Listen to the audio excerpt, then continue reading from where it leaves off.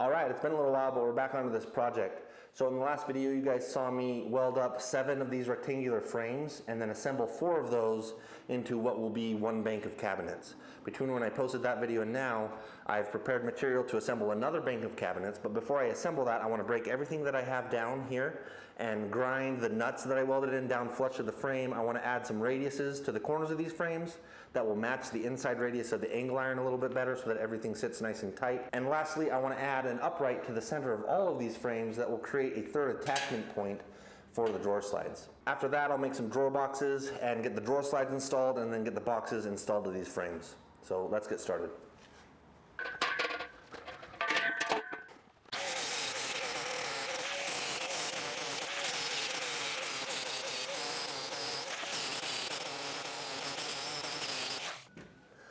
Let's get this cut up.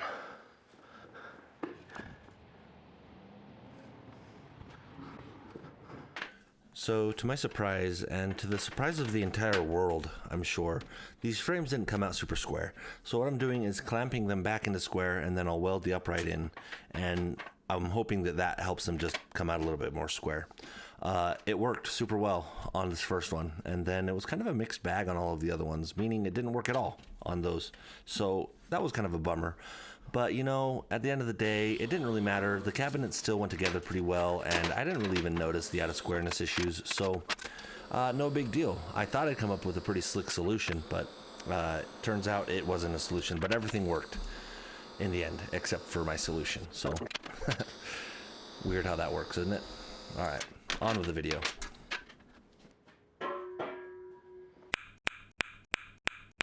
So you may notice that the last 2 that I've put here have a different upright in the center, and that's because these last 2 are going to form the outsides of the banks of cabinets. So I need the support on the inside of the frame so that I can attach the drawer slide, but I need nothing on the outside because I'm going to fill this entire thing with a piece of MDF to kind of close off the cabinets on the end pieces. All I did was take one of these pieces of square tube and cut it down the center with an angle grinder, and then clean it up with a flap disc and weld it in. So should work pretty good.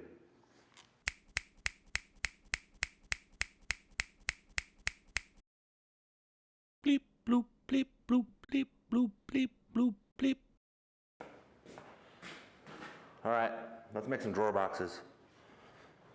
I'm going to make these drawer boxes out of Baltic birch plywood, 3/4 inch for the front, sides, and backs, and 1/2 inch for the bottoms. Should make for a really sturdy box, but before I make my cuts on the table saw, I need to break these sheets down into more manageable sizes. But here's the thing, this Baltic birch is crazy expensive, like crazy expensive. So I'm more than just a little stressed that I'm going to completely mess this piece of plywood up, which is fine. My value as a person doesn't come from my ability to cut up plywood accurately. I mean, I'm smart, I'm funny. My wife loves me. I mean, she likes me. She puts up with me. We're getting off topic. You know what? Let's just make the cuts. Let's just make the cuts. Okay.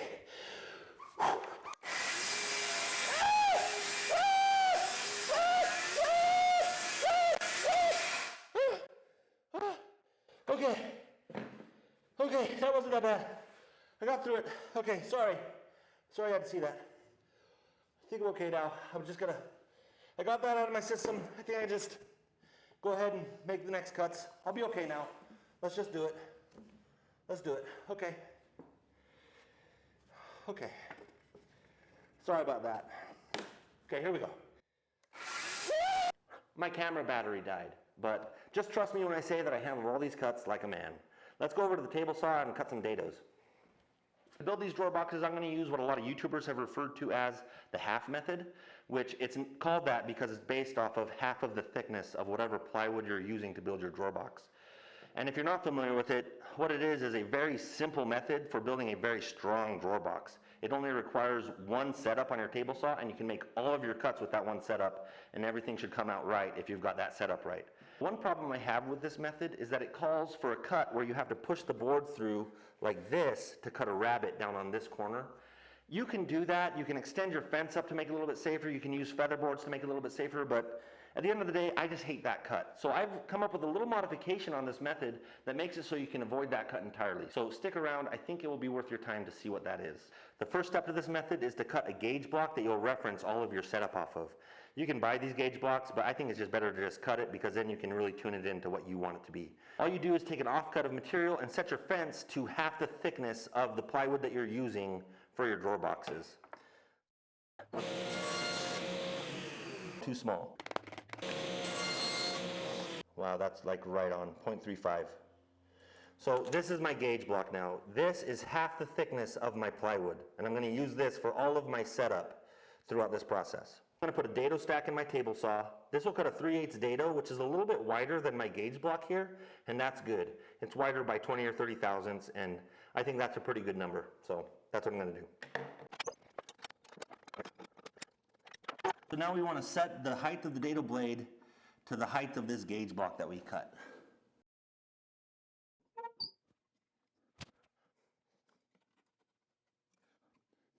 That looks pretty good. We also want to set our fence to be the thickness of this gauge block away from that dado stack. That looks about perfect to me. Okay, with that set up, we can start cutting our dados. In the sides, we're going to put a dado here, all the way along this bottom edge, and here. In the front and back, we're going to put a dado along here. And then we'll flip it over and put rabbets on these corners. And again, all of this is with one setup. So let's do it.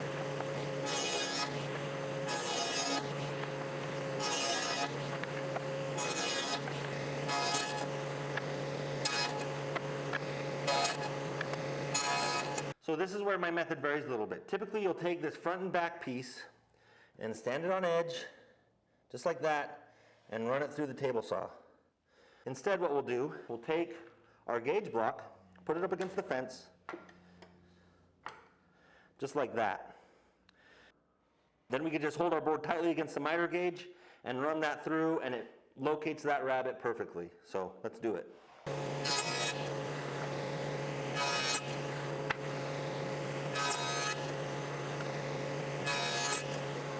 All right, let's put these together.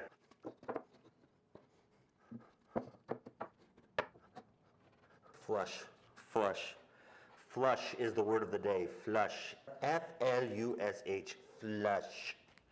So when we assemble this, we'll just drop some glue in these dados and clamp it here and here. Before we do that, of course, we need to get our bottom board in there. So I'm using 1/2 inch plywood for my bottom board, and this dado here is only 3/8 of an inch. So we're gonna run our bottom boards through the table saw as well, so they'll fit nicely into this dado. It would have been more convenient to just use 3/8 inch bottom board, but I couldn't find any. So I'm using 1/2 inch, and I'm just gonna trim it down with the same table saw setup that we used to make all these cuts. So now we need to run all 4 sides of this bottom board through the table saw like this. And I realize that we have this same scenario, but this is a much safer cut because I have a much larger surface here to register against the table as well as here. Now, not all drawer box bottoms are going to be that way, but mine are, so I feel pretty good about this cut. What I'll do is I'll put this piece of scrap wood up against the board, and then I'll hold that there, and now I've got some material and distance between the blade and my fingies. But we'll see how it goes. Ready? Let's do it. You know, as I cut all these grooves and dados, my mind can't help but wander and think about how hot it is outside right now. It's summer and you can't hardly stand to be out there. But here in a few weeks, summer will break into fall, and I just love the fall. I wait for it every year. I love it. Unfortunately, you know, it turns into winter, and that has to be put up with. But then it breaks into spring, and then it's summer again. And it's just crazy to think that that entire time I'll be cutting dados. Crazy. Okay, with all that cutting done, I can start assembling. I'm just going to assemble one of them on camera, and then I'll assemble the other 24 boxes off camera, because they all go together exactly the same. So let's do it. First, I'm going to put on the fronts and backs. And you can put glue in this dado, but I don't think it's necessary. I am going to put glue in these dados on the sides, and that's going to be what kind of holds it together. And then I'll also put a couple of brad nails in each of the corners to hold it together while the glue dries.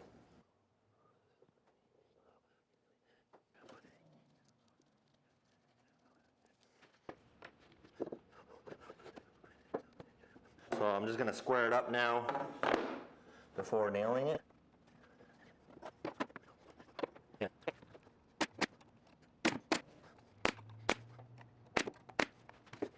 square. Looks good. All right. Okay, let's install the drawer slides on the drawer boxes. I'm going to use these two spacers so that all of the slides on the boxes are located at the same location. So that's the plan there. So let's do it. Flush that up at the front of the box.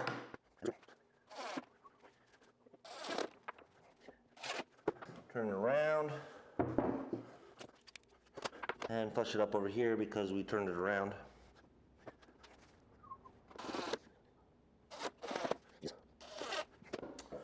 Okay, that's not bad. I'm going to do that 24 more times.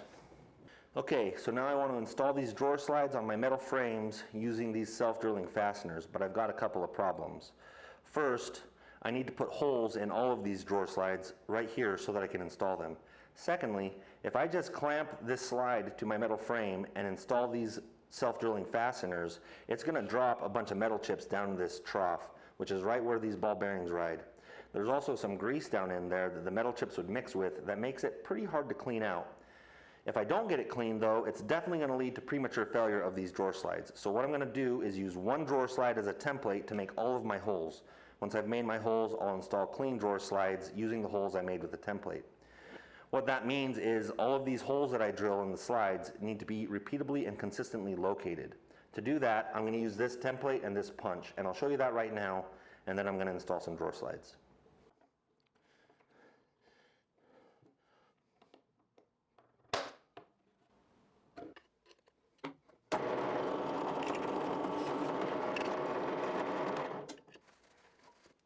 Do a little deburr and we're there. Here's the template. Here's the drawer slides I'm going to install after drilling the holes with the template, and I'll use these two offcuts to locate the template at the correct elevation.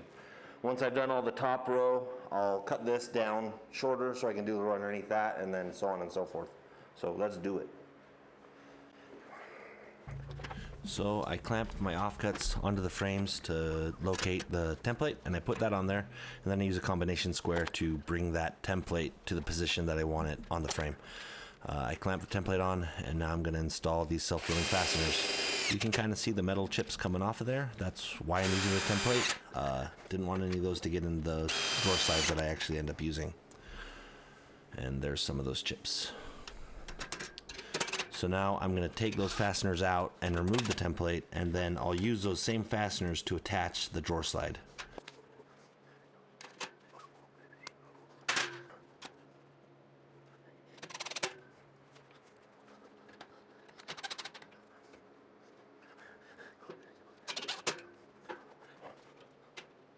Cool, let's do it again.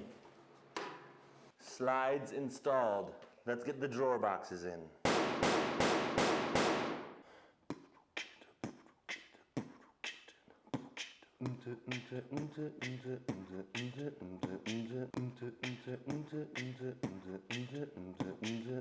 Sweet dreams made of these. Who am I to disagree? Travel the world and the seven seas.